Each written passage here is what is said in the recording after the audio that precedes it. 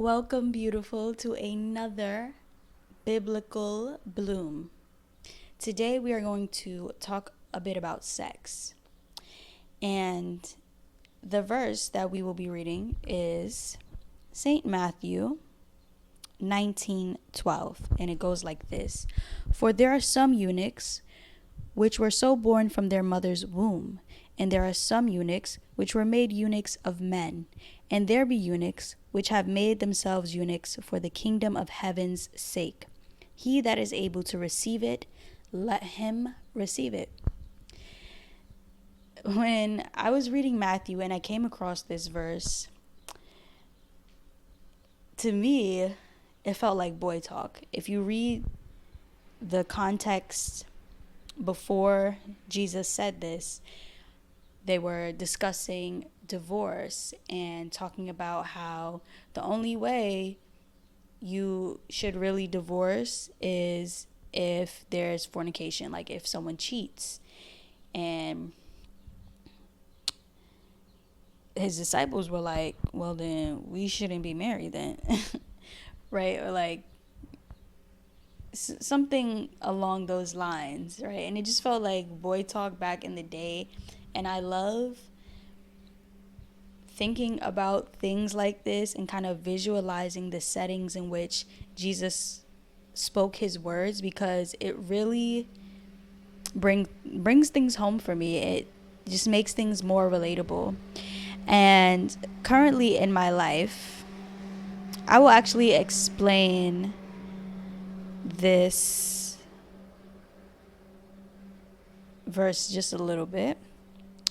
So there's three types of eunuchs he talks about. And if you don't know what a eunuch is a man who has been castrated. And when Jesus is talking about a eunuch here, it is in the metaphorical sense. Basically, someone who has calmed down their sexual desires for some reason, right? They're not overly sexualizing things and, sex. So there's three types of eunuchs. The first one is someone who is just born like that. They just have a calm way of viewing sex. They're not overly sexual or anything like that. The second person is someone who has calmed their sexual desire due to something that they're focusing on in this life, whether that be their job, their goals, a business, their family, something like that, right? They don't really have a strong sexual desire for that reason. The third type of eunuch is one who has placated their sexual desire for the kingdom of heaven's sake. So these are people who, they may have a strong sexual desire, right? But because maybe they're not married, or they're just choosing to abstain right now for the kingdom of heaven's sake, right? For purity reasons. So those are the three types of eunuchs. And eunuchs were, it was interesting. Sometimes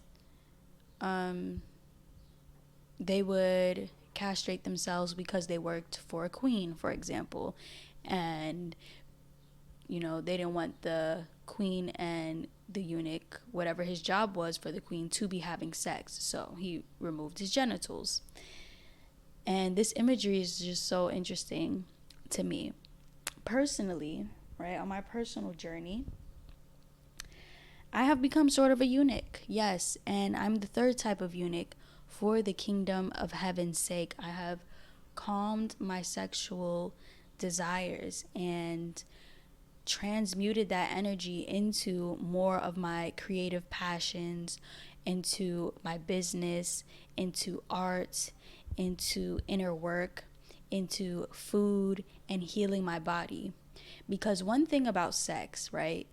Sex is, there's mental sex, there's physical sex, and there's spiritual sex, right? So there's all different types of sex, and we mainly focus on the physical sex, but really we can use the same energy that we put into the physical sex into the mental plane and the spiritual plane, right? So that's where I've been focusing my sexual energy. And sexual energy is the most powerful energy that we have.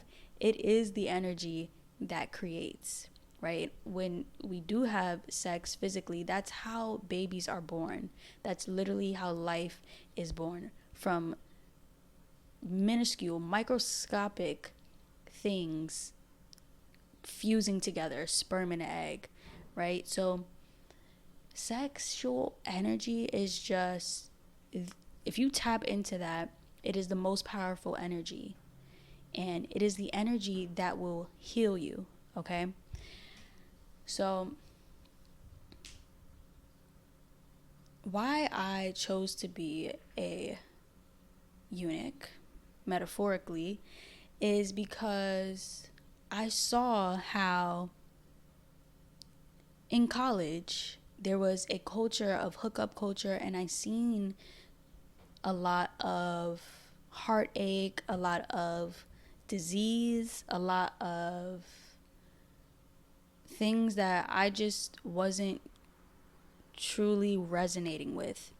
And at the time, I was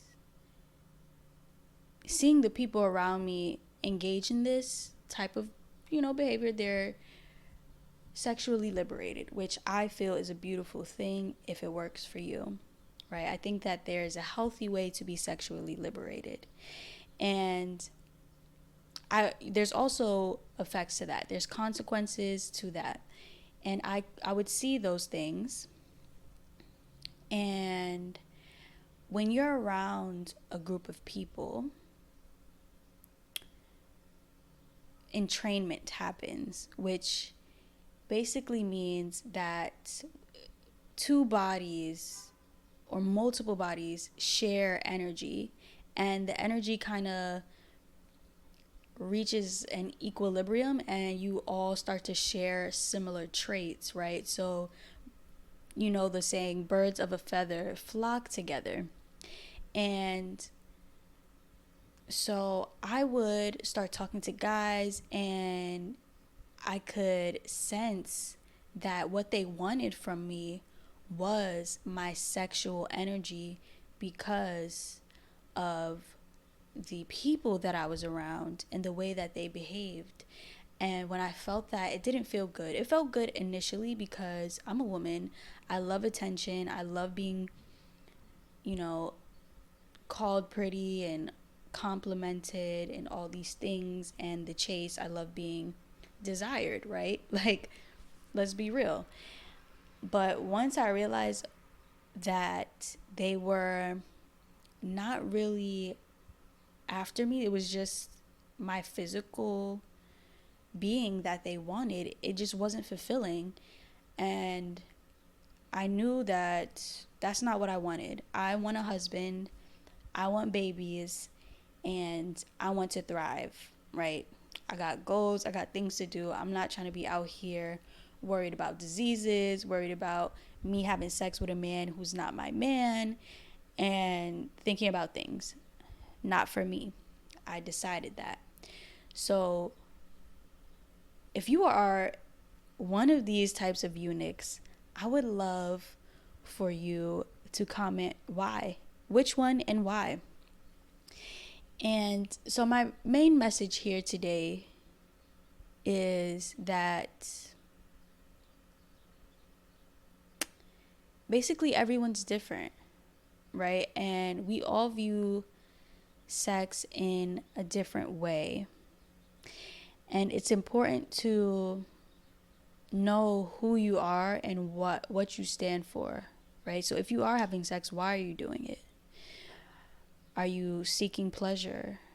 Can you seek pleasure anywhere else that will give you the same or similar satisfaction? Are you doing it because the people around you are doing it? Are you doing it because you've never done it and you just want to explore, right? There's so many things. And let's get into a little bit of science, some sex science. All right. So, men and women think about sex differently. They have sex differently. They do different things during sex that is actually explained by science and the brain. And I've learned in the past that part of the reason that men and women view sex differently is because men have sperm forever. Like, they can have babies when they're 80, and women, we have a certain amount of eggs, right? So we want to basically be protective and be wise with how we are using sex, because we only have a limited amount of eggs, and it's a little bit more meaningful in that sense for women, right? So men can impregnate 5 women in one day. Women, we can only get pregnant at a certain time of the month, and then once we are pregnant, we can't get pregnant again for several months. So here is a little bit of a reading from a book that I am reading called The Brain Book by Professor Ken Ashwell. Okay, so here is the title of the section: Sex Leaves a Mark on the Hypothalamus. The two sexes have behaved differently during mating, and this behavior is controlled by groups of nerve cells in the hypothalamus. It is not surprising, then, that the internal structure of the hypothalamus differs slightly between males and females, right? And it has also blah, blah, blah, right? So there is sexual dimorphism in the brain, literally. So if you feel as a man or as a woman that you feel a certain way about sex and you see things differently than the your counterpart, understand that it's actually something in your brain, right? And I thought that was pretty cool, so I just wanted to share that with you all. And protect your sexual energy. Protect it, because being a eunuch, it comes with its perks. Giving away your sexual energy will come with consequences. It comes with perks for the flesh. If you are giving away your sexual energy in the flesh, it comes with consequences. God warns us through the Bible. But when you put it into things that are fruitful, then the possibilities are truly endless. So protect your sexual energy, my loves. I do have a treat for you. A very special, yummy treat, okay? But it's not food today. It is not food. Well, it is in a way, because you'll be getting your daily bread for 40 days, all right? I have created a 40-day devotional to help you awaken your light within.